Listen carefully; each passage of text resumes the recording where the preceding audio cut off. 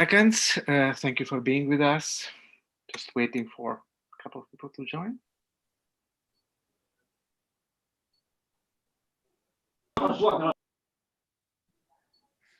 If you could mute your mics, please, the people in the audience would appreciate that. Unless you speak, please mute your mics.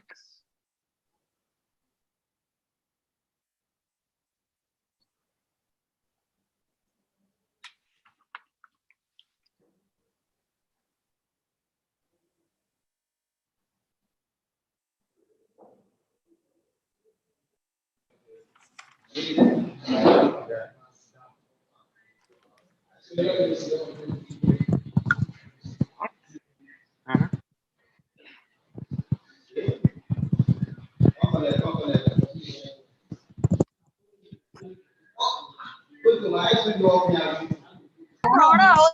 Please, we'll be able to start. Please mute your mics.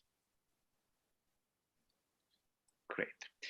So welcome to the webinar focusing on women's sports journalists worldwide. I'm Vlad Spencer. I'm talking to you from near Washington, D.C., here in the United States. Our co-moderator is Anna Tadevosyan. She's in Yerevan, Armenia. This webinar is part of the International Sports Programming Initiative of the State Department Sports Diplomacy Division and is produced by World Learning and Digital Communication Network Southeast Europe Hub. Long time ago, in the 80s, so really long time ago, I covered sports, among other beats, as a journalist in my native Romania. I was born in Romania. At that time, I don't remember having many colleagues, women colleagues, if any. Maybe with the exception of certain sports, it was Romania, gymnastics was big, Nadia Comaneci, so there was maybe one or two women journalists, but other than that, it was kind of a male-dominated field. There weren't back then many women in the stands for most, popular sports, like, for example, football, what we call here soccer. Sports was viewed culturally, by and large, as a men's space. Obviously, things have changed a lot since, everywhere, in Romania and everywhere in the world. In the United States, where I live now, but not only the situation is very different, not only in journalism, but also playing certain sports that were once viewed as almost a male monopoly. But there are still challenges. Inequality, prejudice, stereotypes, players and fans' attitude, lack of enough women leadership in the sport, and many others. To explore all this, both opportunities and challenges, we invited a panel of women journalists from all over the world for what promises to be a fascinating discussion about sports as a mirror of all our societies. We're trying right now to connect with, some of them. We have a couple already online, so that, whenever you try to do something global, there are technical difficulties, and so please understand that. Also, Aziza will not be with us. She had a family emergency, and we wish her family well during, a pretty tough time. Also, I would like to acknowledge before starting the webinar, because we have Rotuno among the speakers. We lost a couple of days ago one of our members of our alumni network for our exchange programs, Robin Jogu from Kenya. And we want to express our condolences and for a great journalist and great participant in our exchanges. A few words to organize kind of the field in what we do today. By now, you all know Zoom, no? We count very much on your questions in the chat room. Please also introduce yourselves, say anything that you want to say about this topic, any links that you want to post, would appreciate. This webinar is not only meant as a discussion about an important topic, but it is also a good networking opportunity. We have a network that we've developed through these webinars for a year now of more than 1,300 people. As I said before, please mute your mics. We'll maybe give an opportunity to talk during the webinar, or we look in the chat, but the webinar runs much smoother if the mics are off when you don't speak. That being said, again, welcome to our webinar. It's an important topic. We are very glad to have many participants in the audience. Anna, you have the floor. Thank you, Vlad, and I want to welcome all our participants. I want to say that I started my career in soccer as a journalist back in 2010. I was a sport journalist. I was covering soccer and I was one of the very few women covering the men's sports. So I want to introduce our first speaker, Christine Brennan. She's from US. She works in US Today. She's a US Today columnist, CNN and ABC News commentator. Welcome, Christine, and tell us about how you started and why you decided to become a sport journalist. Well, thank you very much, and it's great to be here with everyone from around the world. It is one of the good things about this awful pandemic is that we've been able to connect via Zoom, and so it's great to see all of you. And I hope you are well and your families are well during these difficult. Anyway, yes. So I started as a journalist quite a few years ago. I started my career at the Miami Herald. I was in Florida. I was the first woman hired by the Miami Herald full-time to be a sports writer, to the point you were making, Vlad, about how unusual this is. And it was back then. And I worked there for a few years, covered the Los Angeles Olympics. So it was a while ago in 1984, and then came to Washington, DC and worked for the Washington Post. And I was the first woman to cover the Washington football team, then known by a racist name. I think many of you might know that story. But I was the first woman put on that beat, and I covered that very important beat, 1985, 86, and 87. Covering the last game I covered was the Super Bowl that Washington won, beating John Elway in Denver. Obviously, the Super Bowl for the United States, as I know you all know, is just the peak of anything you can do as a sports media member. And so, what an honor for me to cover 10 Super Bowls or so in my career. And then I went onto the Olympic beat for the Washington Post, went right to the Calgary Olympics in '88, again, many years ago, and have covered every Olympic game since LA in '84, winter and summer. And I will be in Tokyo this summer and in Beijing next February. So looking forward to those as well. And often I was the only woman at the press box. I was the only woman covering a game. I was the only woman on the beat. And did this bother me? Certainly I noticed it. You know, I was aware that I was the only one, but instead of worrying about it, I embraced it. And how did that happen? Well, I'm almost 6 feet tall. I was playing sports like all the boys. I was the only girl playing sports in Toledo, Ohio. My mom and dad said, yes, you can play sports. Almost every other parent was telling their girls, no, you cannot play sports. You cannot play with the boys. And my mom and dad were saying, yes, you can. How lucky was I? And so I was athletic. I love sports. We couldn't get enough of watching sports on television, whatever there was back then, especially the Olympic Games. And I would have a tear in my eye when they would end, because it felt like something in my life was over. Little did I know, I'd love to go back in time and tell 12, 14-year-old me, don't cry. You'll be covering every Olympics starting in '84 and you'll never miss one again. What a dream that would have been seemed like to me. And we also went to games, went to a lot of college football, American football, Michigan, University of Michigan, University of Toledo. I went to Northwestern University, got my undergrad and my master's in journalism from what I believe is the best journalism school in the country and maybe the world, my beloved Northwestern. I'm very biased on that point, and went to a lot of games there and started working in journalism at the college paper, the Daily Northwestern. So I had this great background in sports, and I was so fortunate to have parents who supported me and sent me to college.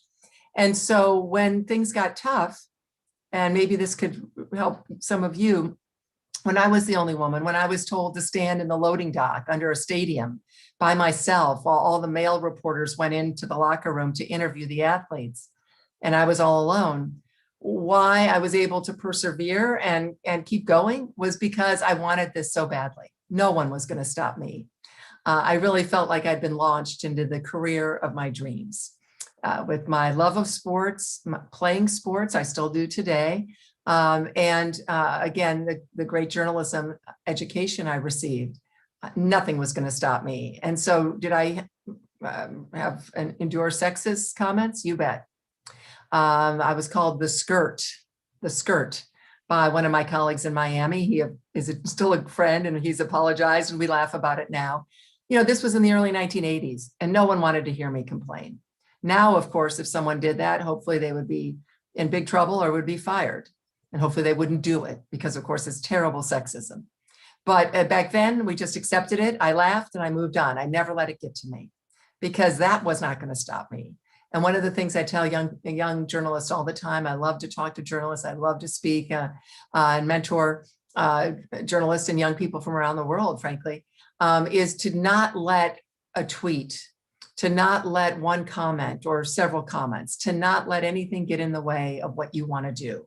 Don't let a tweet or negative comment on social media stop or get in the way of your beautiful life and your goals and your dreams. And so I'm happy to say that even though Twitter is still a cesspool, certainly for women, certainly for people of color, we see it every day, we see it all the time, and it's so unfortunate because it can be such a wonderful vehicle for breaking news and for, of course, gathering and getting your news.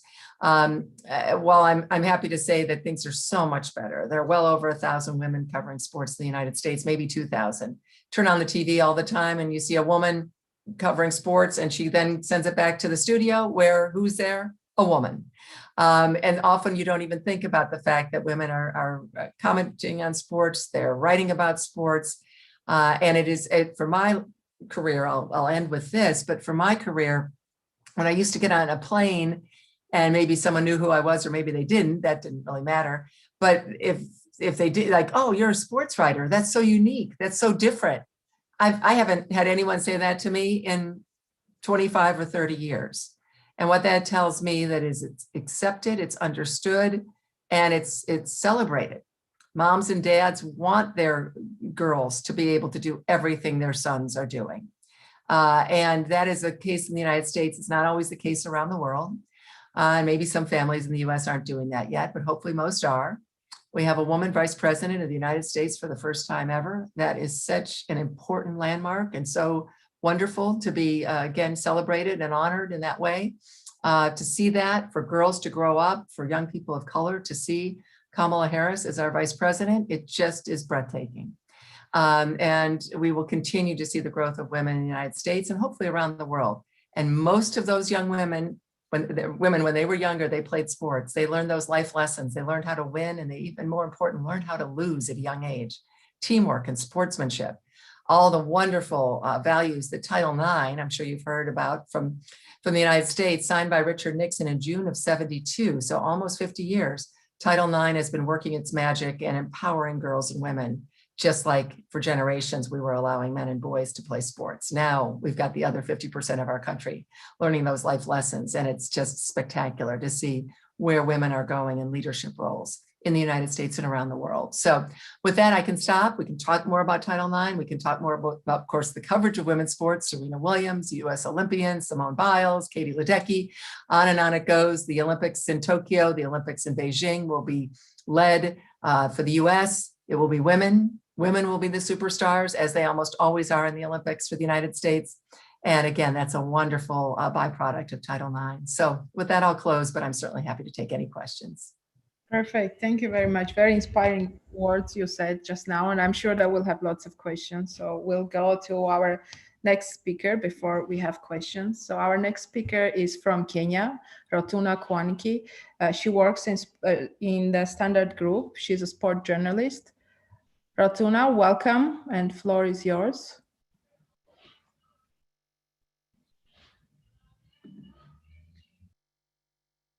Rotuna, can you hear us? And sorry about that. Yes, I can hear you. Thank you for this opportunity, and I would like to appreciate everyone for taking their time off their busy schedules to be with us here today. Listening to Christine, she is the ultimate experience around here. And as compared to Christine, I'm just 3 years old in my sports career.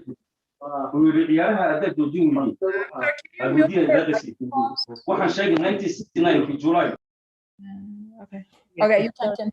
Sorry. Sorry about that.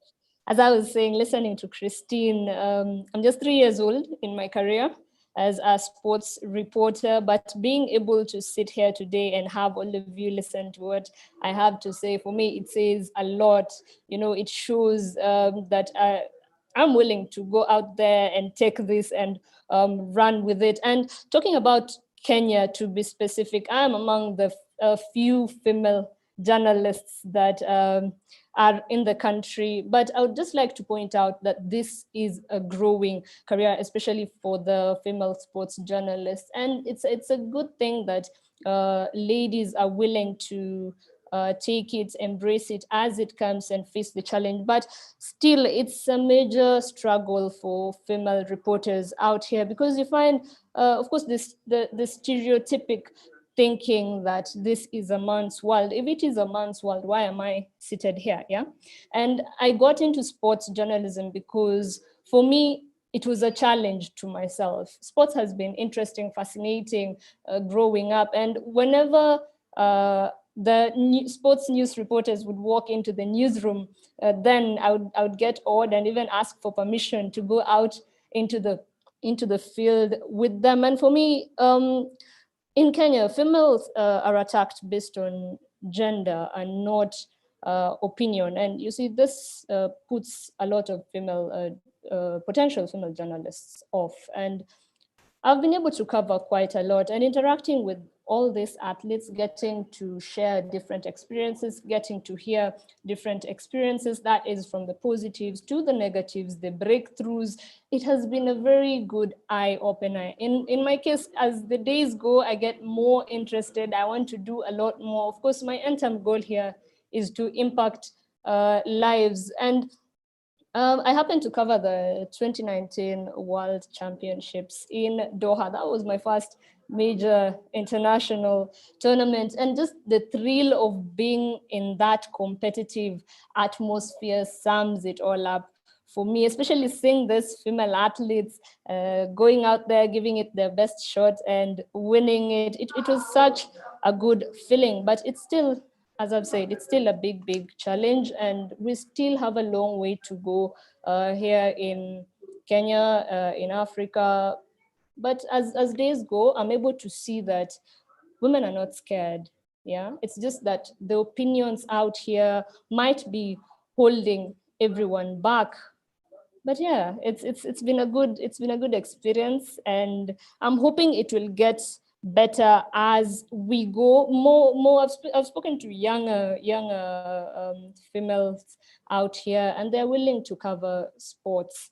Yes, and they come to me with questions such as, how hard is it? For me, it's just a matter of interest. And I like to point it out to them. It is nothing you can't handle. At the end of the day, it's a matter of communicating. That is the main aspect. And then give it your best shot. No one will come firing bullets at you because of saying something. No, you'd rather lose, but you said something instead of just losing out and you did not do anything about it. So it's been good. It's really competitive dealing with a male-dominated world, but it has built me as a person. I'm able to take on more roles.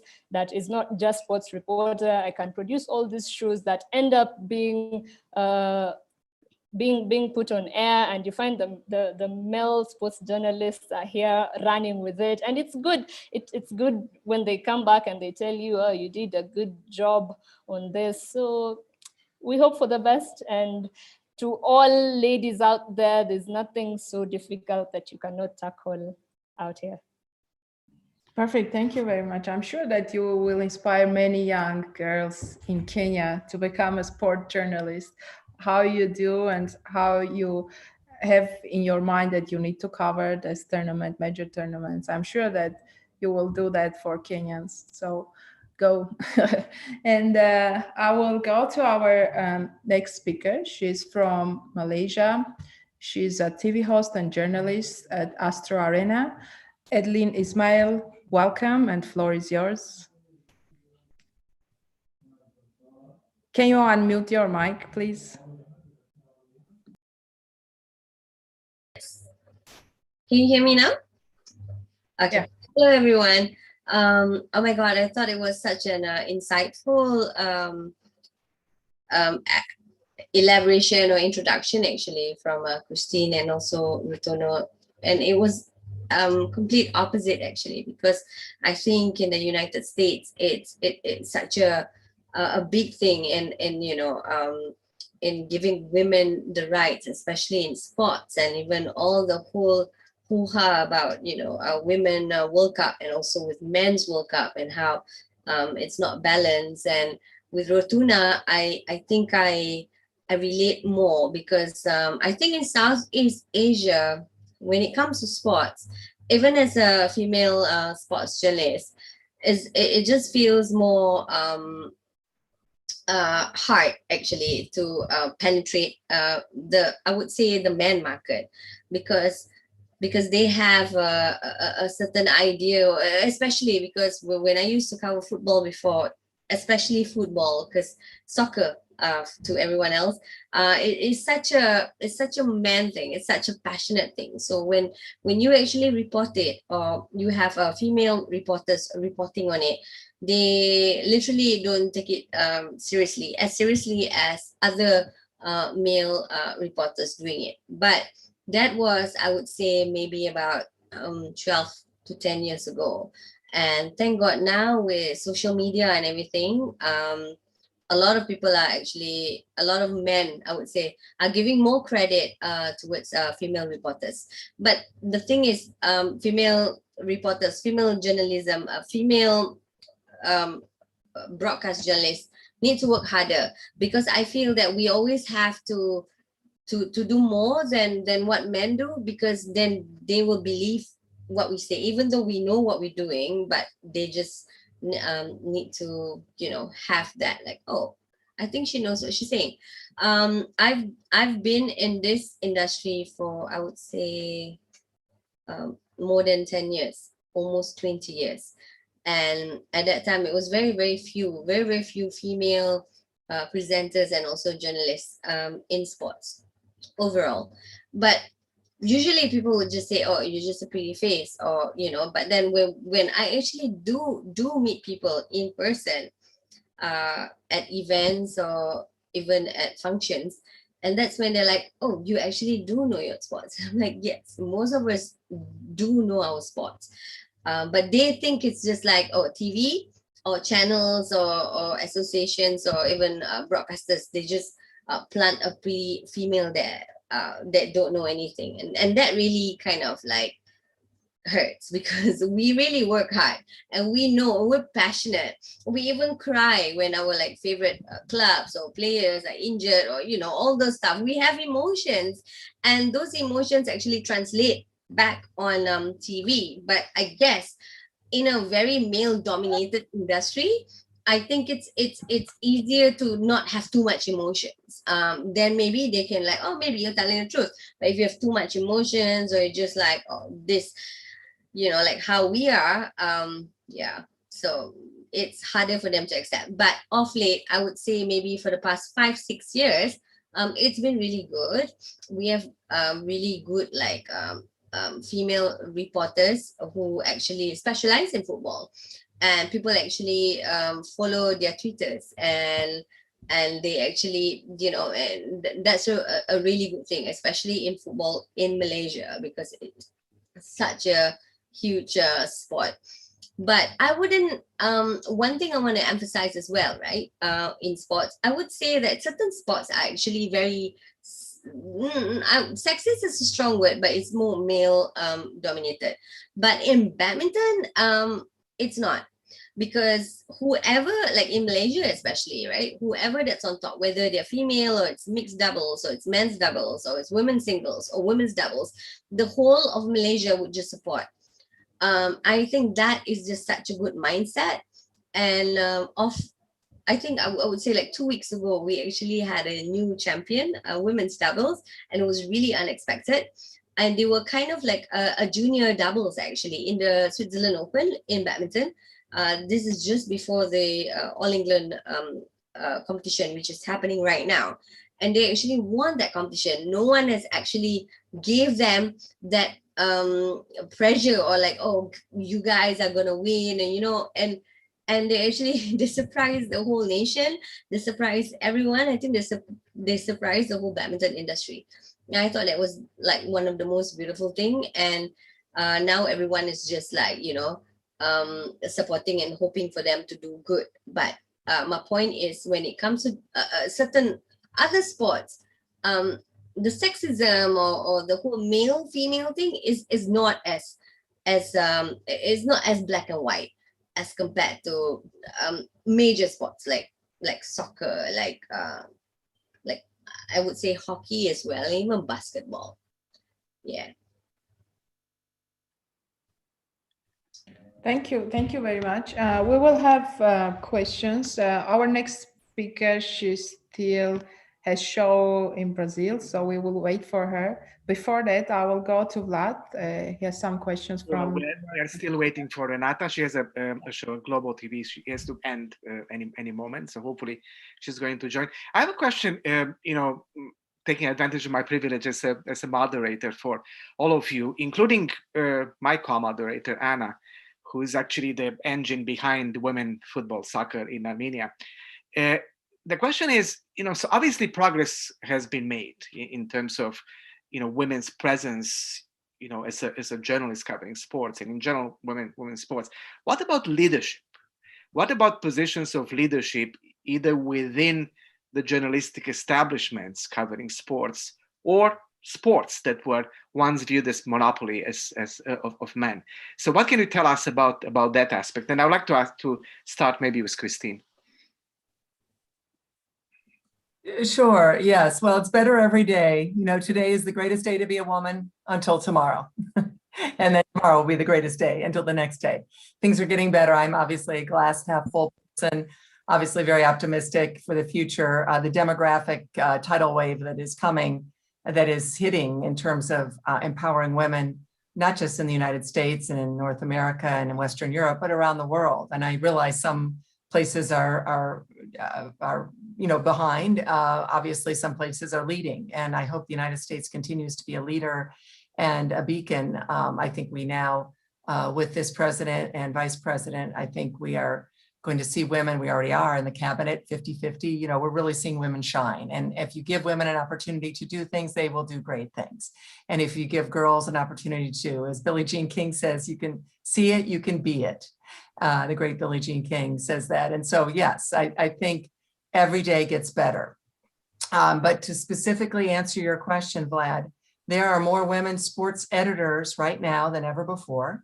USA Today Sports is led by a woman, Roxana Scott, and she is the second woman to be the boss, the top person in USA Today Sports.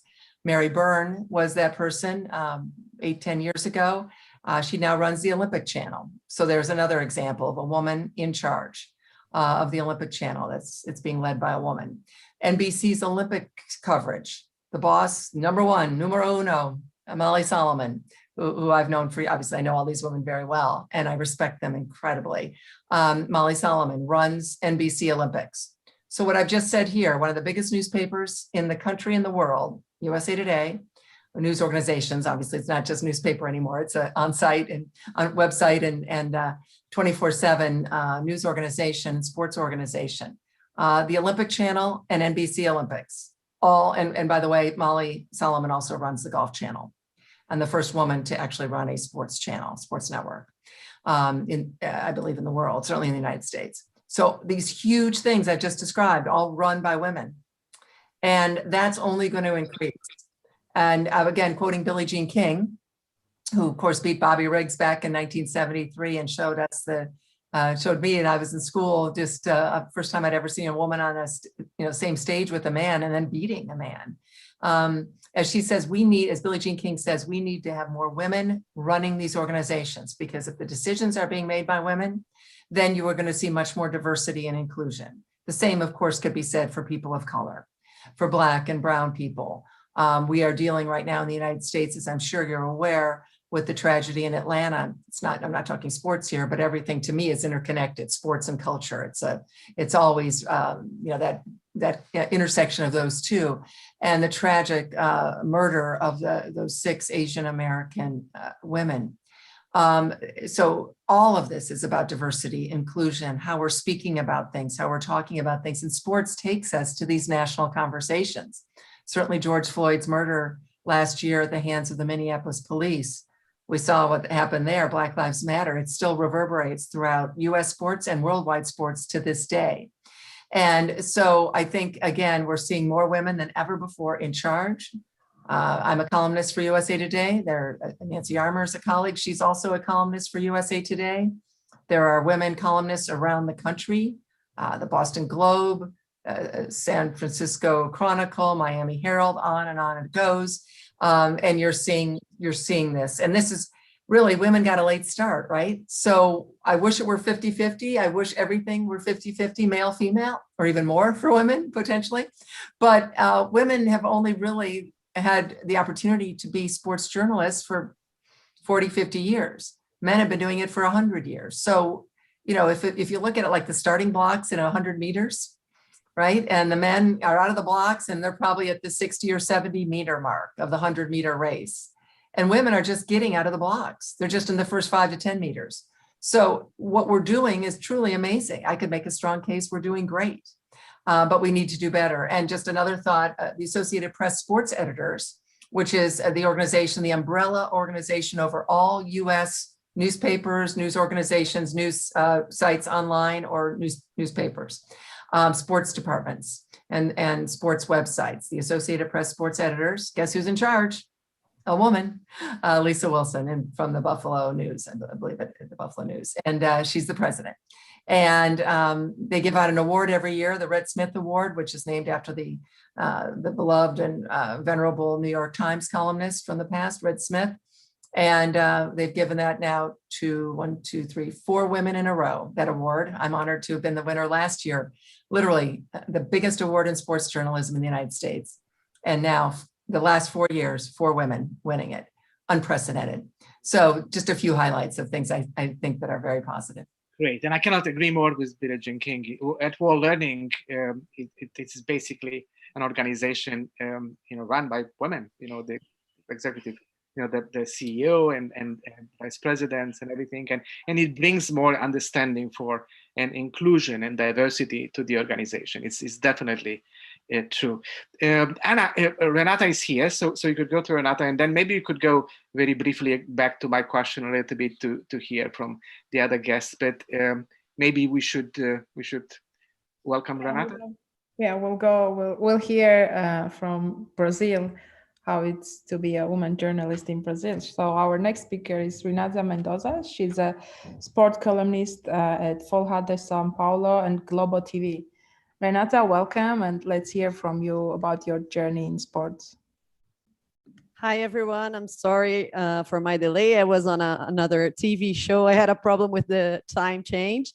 But yeah, I started in sports journalism 10 years ago. And I think one of the things that we women, when we are born, we basically don't see many people like us working in sports or even doing sports, because everything we watch on TV, every sports we usually watch on TV, they are men's sports. So we don't see sports like a women's place. So I think that's one of the big problems that we don't realize.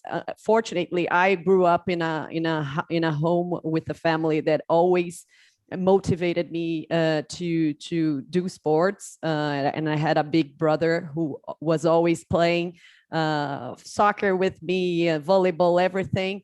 And I was lucky enough to see sports as part of my life, and I always wanted to work as a sports journalist. So since I joined college, I was looking for the university radio to do some sports program and etc. But at that time, I didn't realize why I was, and because we women in sports, we always see each other as the only one in a big room with many, many, many men. And at that time, I didn't realize why. I knew that I was like the only one of my friends that liked sports and that was always talking about sports. So when I first joined a sports press room, I saw myself like alone with 20, 30 men. But I didn't realize there was a reason for that. And it's not natural, because that's what people made us think. Society wants to make us think this is just natural. So it's like sports is a chromosome Y thing. If you don't have the chromosome Y, you don't like sports. And it's not natural. It's about the differences and how we are raised. So we girls, we get baby dolls to take care of when we are kids. We don't get the footballs. Once I noticed that, I realized I had a different role by doing my job. Not only I had to do my job, but also to show girls around the world that this was also their place to be. And in 2015, well, I was working for ESPN for 3 years. Then I joined the BBC. And then after that, in 2015, with 3 other friends, we started a new project to raise visibility for women in sports, and that's when we started our own website and international, social media, etc. And we started a podcast just to talk about women in sports, because we realized that 97% of the media, of the sports media, were only talking about men's sports, and the only way we would be on the media, on the sports media, would be like, see these beautiful girls practicing whatever, the beautiful girls from gymnastics. So it was always about the beauty, not about our abilities, our capacity of doing sports, because we are great. And the problem is, I see that if we don't tell a story, it's a way of pretending that it never existed. And we don't tell the story of women in sports. And that's why we started this project, and it became big, especially after the Women's World Cup in 2019, which was a big thing in Brazil. And then after that, I joined the main TV, Globo, in Brazil, and I started this column in Folha de São Paulo, which is one of the main newspapers in Brazil. And it was nice because this only happened because we were trying to raise the voice of women in sports.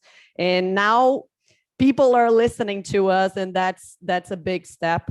So I'm glad to see this as a worldwide movement. That before that, I think 5, 10, 20 years ago, maybe we women in sports, working in sports, we wouldn't notice that we had another role to show the world, to show the girls around the world, this is a women's place. You can dream about it, and you should dream about becoming a sports journalist or an athlete or anything you want to dream. You want to dream.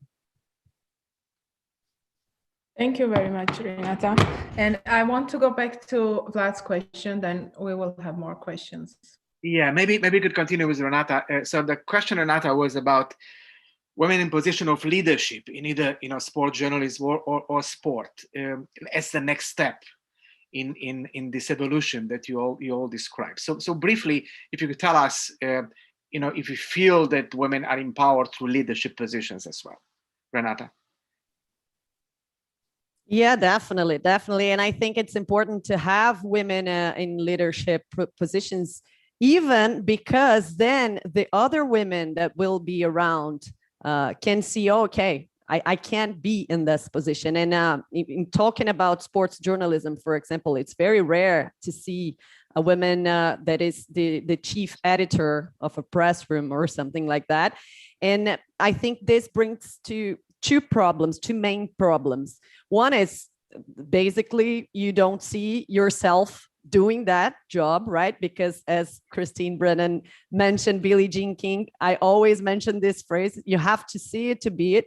And I think the other problem is, well, as we have all experienced in the past problems, like, sexual harassment and things like, things around during you're doing your job. You always listen comments about your body, sometimes even inside the press room. You keep hearing things that you don't want to hear. People here in Brazil, it's very common to see like jokes, that they call it jokes, right? Saying, you're a woman, you should be talking about soap operas, not about soccer, and things like that. And this was treated as something very common and funny. And I remember, for example, the World Cup in 2014 in Brazil. There was one case, of course, many cases, but I remember this one when they were live on the main TV in Brazil Global. And the reporter, a woman, she was in the middle of, a lot of fans, etc. And one of the fans kissed her. And many people in the studio just were laughing about it, laughing. That was funny. And in 2018, because that had become, in 4 years, this had become an issue, and women started talking about it like, we don't like it. We don't need to, because before that, basically you thought you had to go through this, and like in 4 years, the discussion changed. And then in 2018, many cases like that happened, but then the reaction was completely different, and it became a big story in Brazil. And I think when you have leadership, like women occupying leadership positions, even in your press room, when you talk to your boss, you can say, hey, this situation, I didn't feel comfortable with that. And she will look at you and understand you. And it happens like it's the opposite when you talk about a situation like that with a man as a boss. He would go like, this is just, it's a joke. Oh, it's part of the job, So I think for these two reasons, it's very important to have women in leadership positions. And in Brazil, we're getting better, but very far away from what should be. Let's go briefly to the same question for Edlin. Before that, I want to, invite you to look at the chats from time to time. Stephen Flores wrote college field goal kicker, NFL coaches, referees, NBA coaches, referees, GM of a baseball process. Barriers are being broken with female athletes and professionals, which is, a true statement and evident statement. But let's hear from Edlin now a little bit about this idea of who's running the show in terms of in both in journalism and in sports in Malaysia. In Malaysia, I would say it's still about 90% men are still running the show, but it's not a bad thing, I would say, because in times have changed, and we have so many female athletes who are amazing. We've had a gymnast who has qualified for the Olympics in at least 20 years. It's been a while. So, everyone is actually celebrating women and men. However, having said that, of course, if you give so we have a great sports women athletes in diving and in gymnasts, in badminton. But if you compare mainstream sports in Malaysia, like hockey or football, actually women football or soccer, it's basically non-existent actually in Malaysia. It's really, really obscure. They only have like maybe 3 matches or one particular big tournament, which is really not big, because the media don't actually promote it and everything, because it's not men and no one wants to watch it, according to them, right? Even women's hockey, but we in our channel, our establishment, we're trying to promote that. So every day now there's the male hockey league that's going on simultaneously as a women's hockey league, but we are promoting it simultaneously, just because it's the same level as important, and because they also have gone on to, I would say, made Malaysia really proud in the international level. But overall, controlling the sports and what's on media and everything, it's still mostly men. Very few women are actually in charge. We're not as you know, as blessed as like United States, or maybe even in England, or even in Europe, I would say. We're still quite behind. But with that, having said that, the broadcast journalists and reporters and the ones that are actually on ground, on the field, getting all the stories and highlighting women's flights and female athletes are actually female reporters. So I think that is actually a step moving forward for Malaysia. Definitely. And just going back to the chat a little bit, we have with us the football star from Brazil, Marcia Tafarel, who is writing, "Congrats, Renata. So true how society in Brazil treats professional women in areas that were and are predominantly considered men's territory." Then we have Ovidio Konduraki, and by the way, Marcia, happy birthday! I know that it was your birthday this week. Ovidio Konduraki from my native land, from Romania. He writes, "Last year I did a mapping of sport change makers in Romania, and of course, most people nominated men, but when it came to journalists who are considered sports change makers, we only got women as nominees." So great news, Ovidio. So now let's hear a little bit about my question with the leadership from Rotuno from Kenya, and then we'll move on. Very briefly, if I can just touch on female sports journalism and leadership. Talking about that, I'm a big believer of a working relationship. And as female sports journalists in Kenya, that is one thing we have really maximized on, the fact that we are able to be outstanding in our abilities and therefore stand out has given us an upper hand in this society. For example, I'm the only female journalist in a male-dominated desk. I'm the only one. We were sitting in a meeting with the CEO and I was looking around and I'm amazed. I'm just like, okay, this can actually work. This can actually work. And you see, if we would not have that sort of support with one another from even different newsrooms, we would be against one another. And that would be the worst thing, considering we have very few numbers. And the other thing is that even with the presence of our male counterparts, it is a plus still, as Edlin said. And this is because you find them challenging you on a daily basis. Initially, I was scared to say that I do not know something maybe in sports because of the fear of being judged. But immediately I got that out of the way. There was no holding me back. Nowadays, I'm in a position to say, kindly guide me through this, and they will listen when I speak. As young as I am, they will listen, they will guide me, and they will all find avenues of helping me grow. Now, moving on to the representation of women, especially, I would say it has increased for Kenya. Representation of women has increased in sports leadership. If I can just touch on the most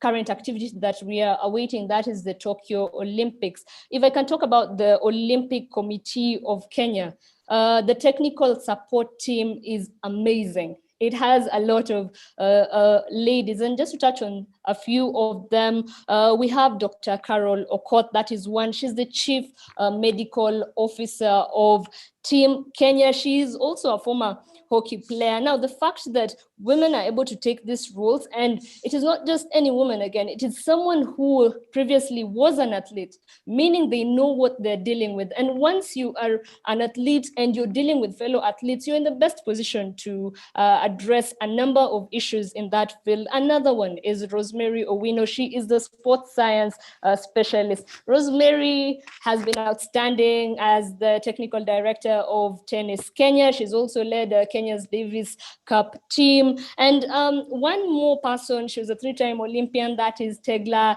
Lorupe. She is the refugee Olympic team chief. And I applaud her for her efforts in ensuring that there is adequate representation, as in the case of the IOC refugee athlete scholarship. And those are just but some of the few. And when we talk about women leadership in Kenya, we have had a lot of females who've embraced leadership positions in the country, from football to hockey, among other many women. And on a wider geographical perspective, let's just go to Senegal. We have Fatma Samoura, the FIFA Secretary General, and the first woman and African to hold that position. Isn't that amazing? I mean, for a 5-year-old sitting there and watching Samoura speak, she will ask her mother, what can I do to become like her? You see, it sparks the interest in our younger generations. And according to FIFA.com, since her appointment, the number of women employed by FIFA has increased across the board, including in senior management roles. I look at that, I look at that, and I'm so happy to be in this field. I get to meet these women on a daily basis. I get to sit down with them. I get to hear their ideas, and trust you me, they think about it. Even life after sport, they think about what happens to all these athletes after all is said and done. Do I just have to go for retirement? No. What can I do? How can my efforts be directed towards improving the younger generation? And right now in Kenya, focus is on age grade development. We know that talent identification begins in the school level. And you see, a lot is being put into that level right now, because we identify the biggest problem is not taking these opportunities when they present themselves, and that is at an early stage. So now these athletes, they grow up, and you find someone wants to begin their career at 20. At 20, someone is at the peak of the career, for example. Why not take these opportunities when they are younger? Just to be specific on the specific federations back here in the country, we have the likes of Doris Petra. Doris Petra is the vice president of the Football Kenya Federation. In Kenya, yeah, football this is great news. And the president of FIFA is actually a very inspirational, speaker and presence, and actually, it's a great thing. So I see a hand raised. So I think it's Chukwueka Madi. Probably the pronunciation is not the best. So if you have a kind of a brief question, it would be great, and then we'll go through kind of because we have probably like 20-25 minutes. Yeah. Hi everyone. I'm Amadi Chukwemeka.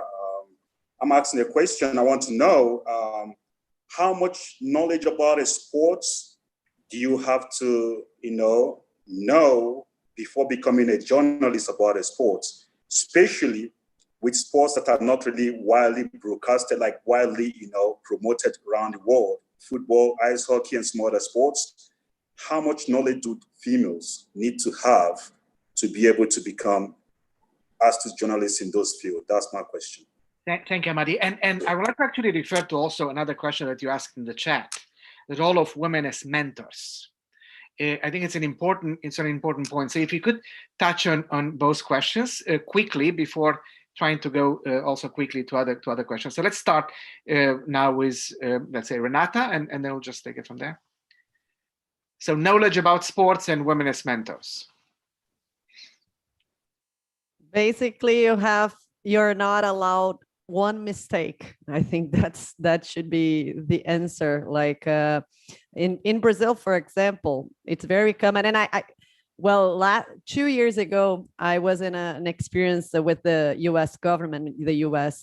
department, IVLP, International Visitor Leadership Program, with 46 other women that were sports journalists from 46 other different countries, and they all went through the same experience.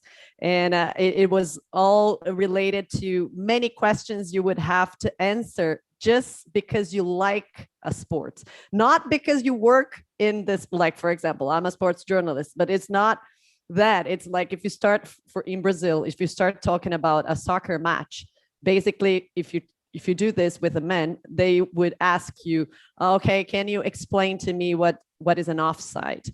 Can you tell me 11 players from your team in 1989 or something like that?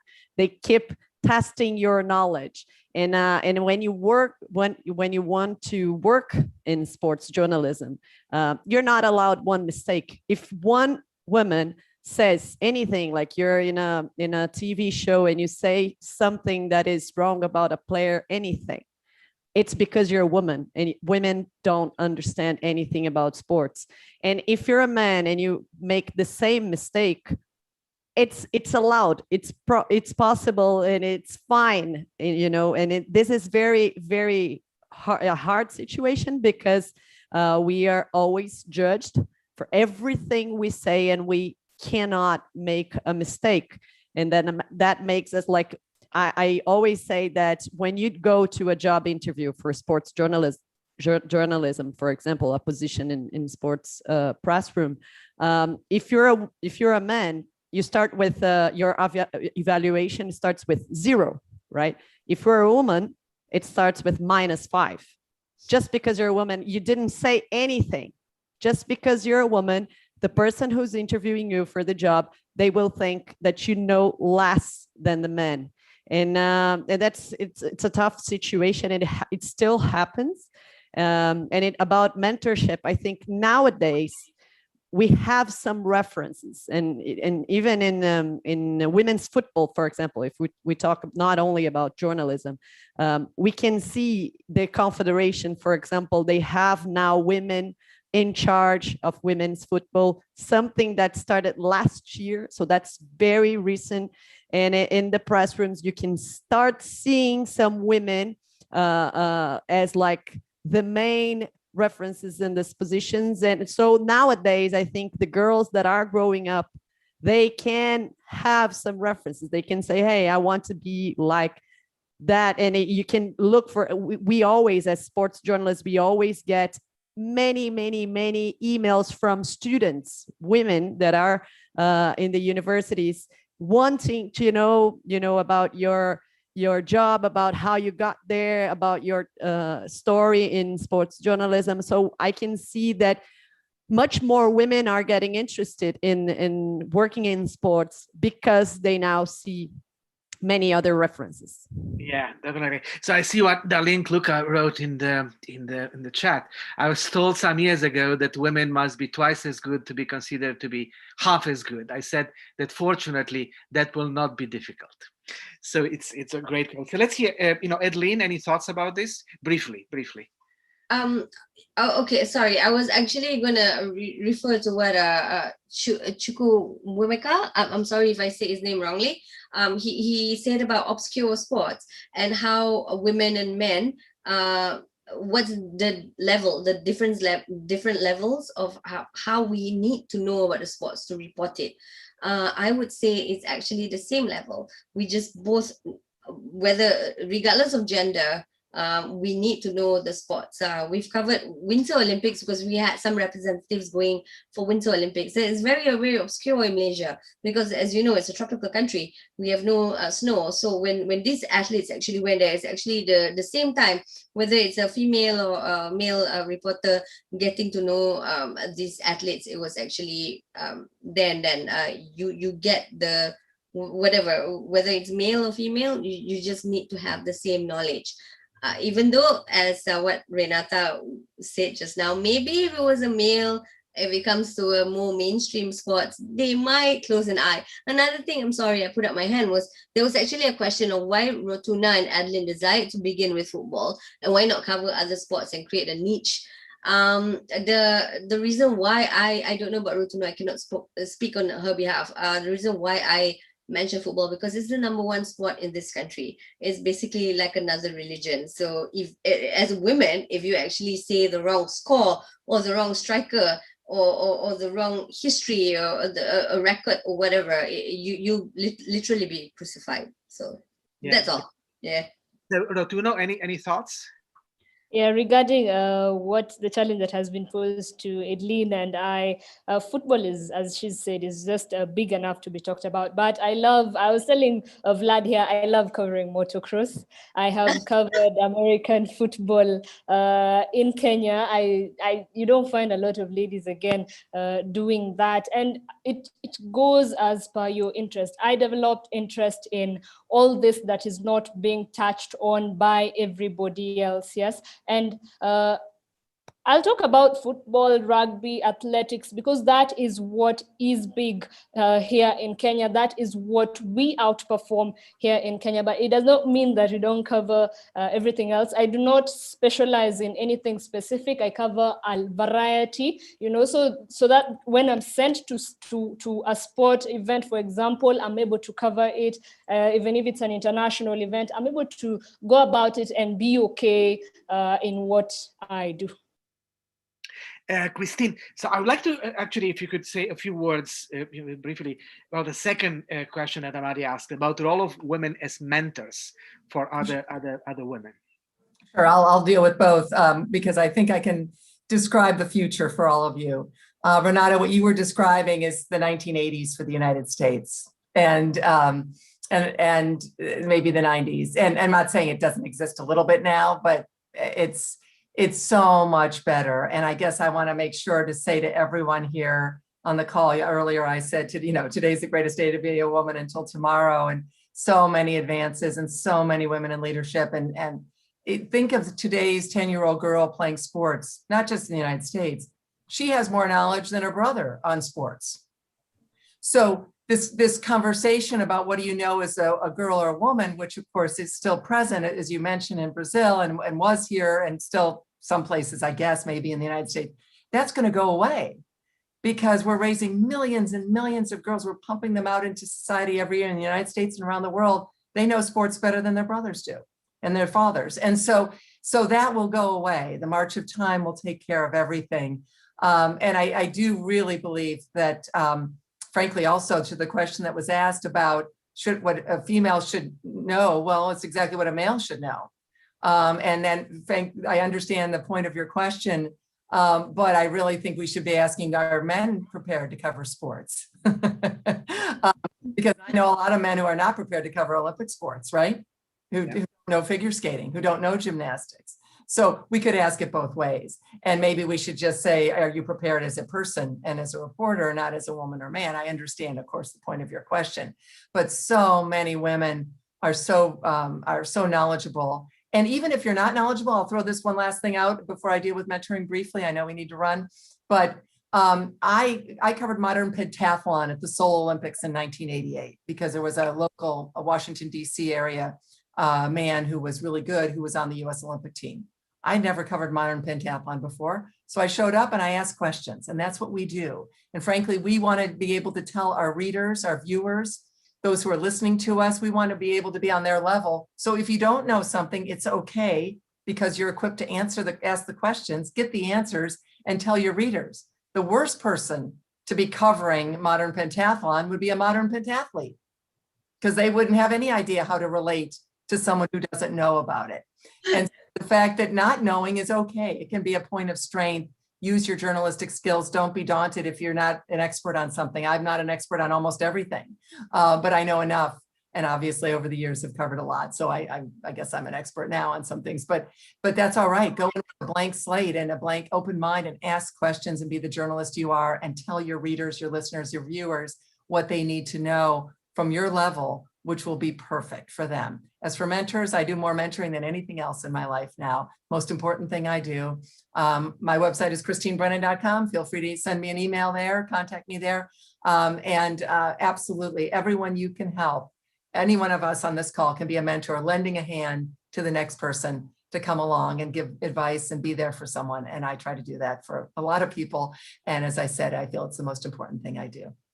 Yeah, Christine, definitely journalists are quick learners. This is one of the important skills that journalists do have. So Anna, for the last round of questions, we have roughly another 15 minutes of this. So please, questions quickly and answers. But, also for a couple of minutes, Anna, I would like to ask you what's going on in Armenia in relation to everything that you heard. And then you have the floor for the other questions. Here as women journalists are rare.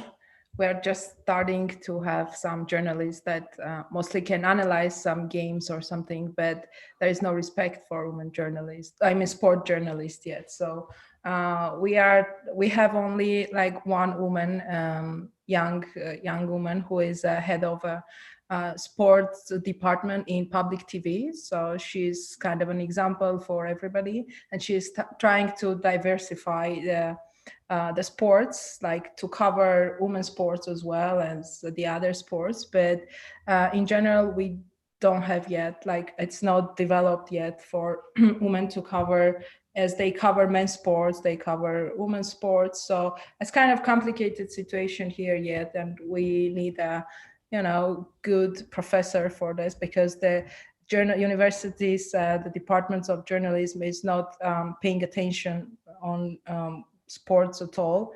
So in our country, it's a very difficult situation with sports journalists. It's not only about women and men as well. So this kind of situation is very different. So we're trying to what Christine said, that the future is bright. Yeah, future is bright, but we are going there step by step, very slowly steps, but it will be fine soon, hopefully. So we'll see. Now the floor is yours for the rest of the questions. Yeah, so we have one hand raise, Bongben GC. I'm sorry if I'm not pronouncing right, but if you have a question, please ask your question, or you don't have. Hello. Yes, my name, can you hear me? Yeah, sure, yeah. Yeah, my name is Bongben Leocadia. I work for, or I contribute to BBC Sport. I was with Renata at the IVLP in the US. And my question is, for us in Cameroon, we have been able to evolve to a level where there are strong women in sports journalism, but then the problem is sponsorship. If you have a project to mentor women, where do these women get sponsorship to be independent? Instead of always falling back on government, on other people, like looking for sponsors, what can be done to make sure that women in sports can be able to set up enterprises in the sports domain and mentor other young women? Thank you. So we'll go with Renata, as you know her. Renata. Hey, Leocadia. I miss you. I miss our team. 47 journalists in the US in 2019, when we actually could be together with a huge group. That was great. So I think one of the things we need, and that's why we, for example, in Brazil started that program, that project in 2015, was to bring visibility to this issue. So we started the conversation, because we hear a lot that women's sports,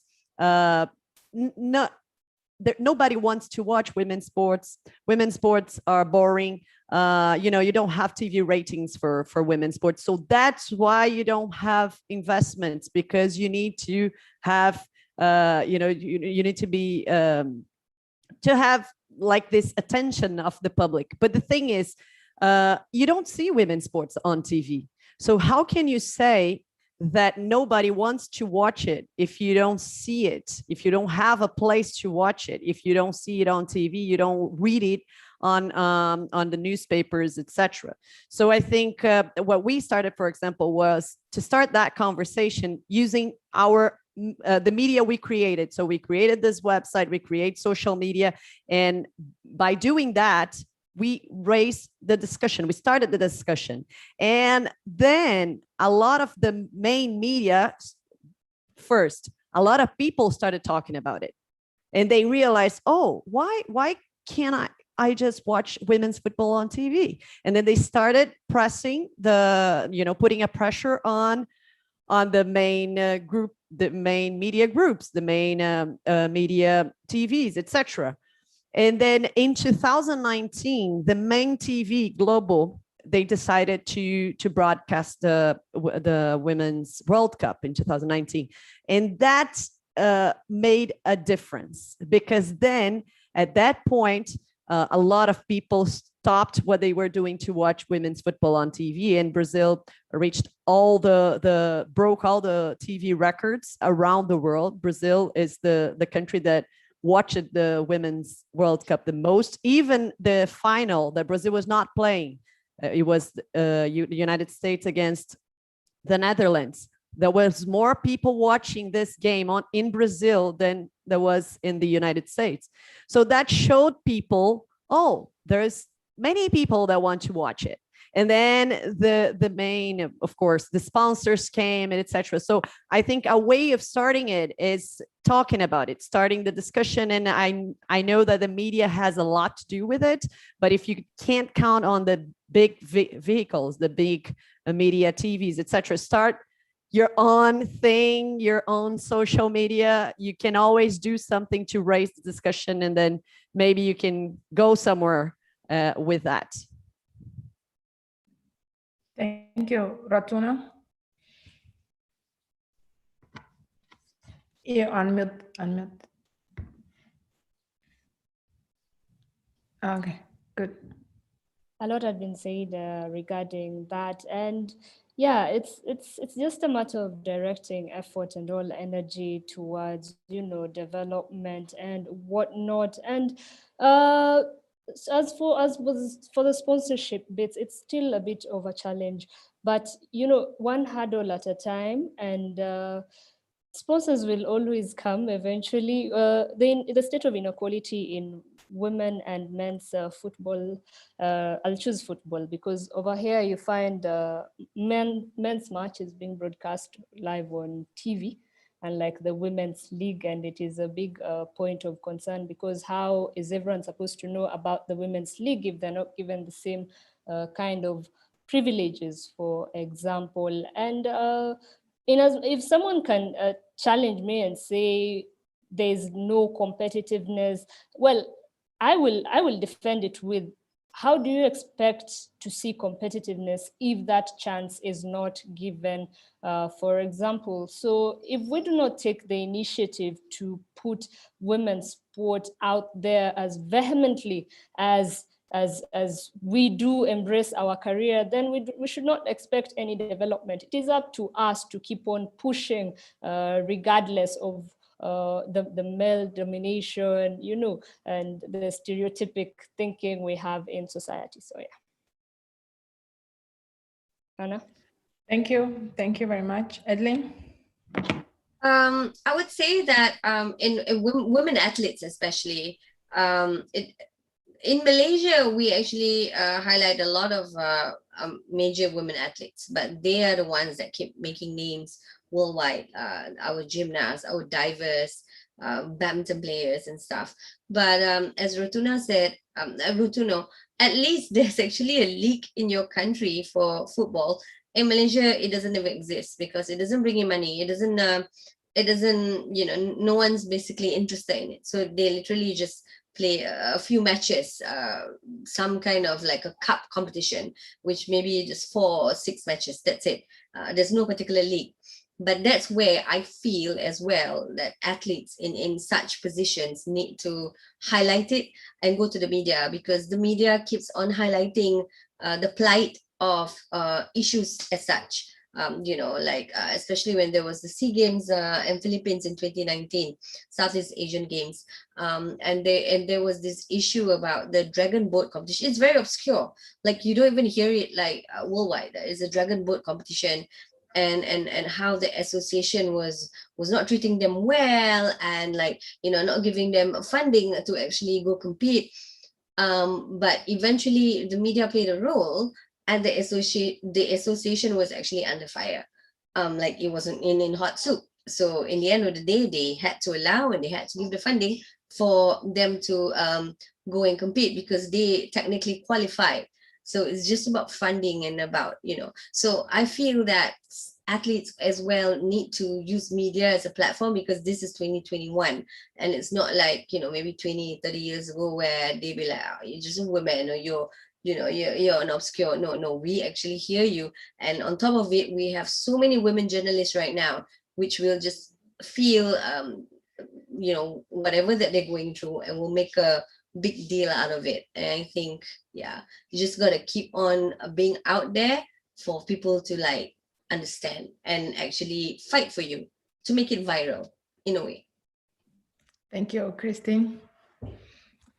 Yes, I would say that obviously sexism runs rampant around the world, as we know, and misogyny. But making money may be more important even to sexists than sexism. I'm hopeful. And the great untapped market in almost every one of our countries is women and girls in terms of sports, selling equipment, buying tickets, fan interest.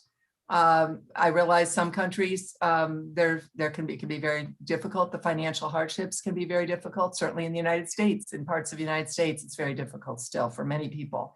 But the idea of buying sports products, buying tickets, going to games, buying the cable television package or the streaming service to watch, I think most of sports is tapped out on men. I think, we got the men, right? Men are watching sports. Men it's been a part of their lives for generations. As I mentioned earlier about women getting that late start, obviously that's okay. I mean, that's the way history was. I mean, it's not okay, but it's where we are. I'm a realist, I'm very practical. But what is the growth industry? Where is the growth possibility for selling sports, for encouraging sports leagues to start a new league? It's women and girls. And we've seen that in the National Football League, one of the biggest leagues in the world, right? The American football. Now, almost 50% of the fan base of the National Football League is women. So what do you see? You start seeing women assistant coaches. You see jerseys that are being made to fit women. Yes. You are seeing all of this. The NBA realizes that its great untapped market of fan base is women. Women love basketball. The WNBA is very successful and becoming more successful all the time. And who's buying the teams now? Other women athletes are getting together to buy WNBA teams. Well, the NBA now, I think it's close to a dozen, maybe more, women assistant coaches in the NBA, not the WNBA. And we're just a year or two away from the first woman coach, head coach in the NBA, guaranteed. And it's, it should have happened with Becky Hammon. It will soon with her or with someone else. Maybe it's a couple of years, whatever, it's going to happen. So the NBA realizes it, the NFL realizes it, every single league and sport in the world should realize your future is selling your sport to women and girls because you already got the men and the boys. Golf, a perfect example of a sport that shut the door on women and now is in deep trouble around the world, which is why we see Augusta National finally having women members a few years ago. I pushed that issue very for a long time, as I'm sure many of you know, and now has the Women's Amateur Championship on the golf course of Augusta, where they would never let women set foot. And now they have 60, 70 women amateurs. This is the change we're seeing, and it can happen in all of your countries as well. And also I noticed Taylor from the USOPC asked about Paralympic coverage, and that is something we have not done a good job on. It's a great question. We all have to think about the diversity, not only men and women, not only obviously transgender, not only people of color, but also Paralympians. And unfortunately, what happens is we go cover the Olympics and we come home and we don't stay for the Paralympics. And that's often just an issue of economics and financial considerations for news organizations. We would love to be covering the Paralympics, but after sending all these journalists to Tokyo for a month or 3 weeks or so, it's a very rare news organization that can keep those journalists there or send them back. And I think that's part of the problem of why Paralympians who deserve more coverage, unfortunately, are not getting it right now. Thank you, Christine. And I think that we need to be very vocal in men's worlds, mostly in sport world. So we will be vocal. And I'll give the floor to Vlad. Thank you. It's a fascinating discussion, and we'll continue. And I apologize we couldn't cover all the questions, and I saw, there are hands also here in the chat room. But we'll continue. We'll do probably another webinar on women in sports that are, culturally, historically identified as men. Probably next webinar might be on that. We'll do one on women football this over the next months or so. So we'll have an opportunity to actually explore these issues in depth. I would like to invite now Ryan Murphy from the Sports Diplomacy Division of the State Department. He's still with us to say a few words. We are grateful to them for making all these exchanges possible, and it was amazing to see IVLP participants so active in this chat and so impactful in their communities back home. We are thinking, Bogdan, you asked the question about the social entrepreneurship in sports program, a training program that might apply to women in the future. So we have plans, and obviously, Ryan is our co-conspirator in all these plans. So Ryan? Yeah, certainly happy to be a co-conspirator, especially when the topics are like this. So thank you, obviously, World Learning, for putting this on, Vlad and Anna and the team there. It's such a great topic, especially this month, to focus on. It's so amazing to hear the stories from some of the IVLP participants that came to the US underneath that program in 2019. The Sports Diplomacy Division was very actively involved in that, in helping out, making connections. It was part of our Step In Dream Big campaign that we were running. And it was great to have Christine be able to meet with that group. So thank you for doing that. Christine, whether you know it or not, you've actually met with a number of our groups over the years. I remember once we were at the, I believe it was the Verizon Center at that point, and you met with one of our sports visitor groups with Donna Orender. And so it was just a great opportunity for you to talk to them and hopefully inspire them to pursue different career paths outside of just playing sports. So it's amazing. There's so many amazing role models on this webinar from all over the globe for all these women to look at different futures within the sports field. So thank you all for everything that you do and continuing to be mentors. One plug I will make, and I put it in the chat. So the US Department of State has a global sports mentorship program that in cooperation with the University of Tennessee, we have been running since 2012. And one of those partnerships that we have is with ESPNW, where we bring mid-level to high-level female executives from around the globe to the US for a month-long mentorship program. So we link them up with a number of different organizations across the US to help mentor these individuals. So it's another great opportunity that we at the US Department of State have seen that we can invest in that topic. So thank you all again for being part of this global movement. And again, thank you again, World Learning, for putting on this webinar. Thank you, Ryan. I'd like to end with something that Caitlin Waters wrote here. Thank you to all speakers. It sometimes feels like women journalists always have to go the extra mile to receive not even full credit as their colleagues who are men. I'm so inspired by all of you, looking forward to a continuation of these discussions in the future. So I would like to thank all of you, all the speakers, Christine, Adeline, Renata, Rotuno, for taking the time to be with us. Fantastic, very inspirational talks. We hope that you'll continue with us in all these efforts to actually promote women's sport journalism. There are plenty of questions. We have material based on these questions for several webinars from now on. And rest assured that we are going to do that. We are going to put emphasis on women's sports, not only during the history women months here in the United States, but also in the future. So I want to thank my co-moderator Anna for being a part of this and for her efforts in Armenia for women football.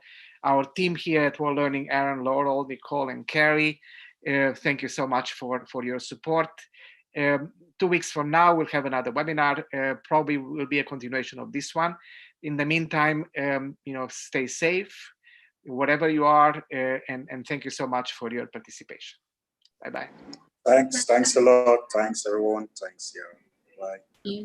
Thank you so Thank you, much. everybody. Thank you Thank you so much. much for a great session. Bye-bye. Thank Good you. luck. Bye. Thank you. Thank you Thanks. so much for your Such a great session. Big ups, everyone. Thank you. Stay safe. You too. Stay safe. Yeah.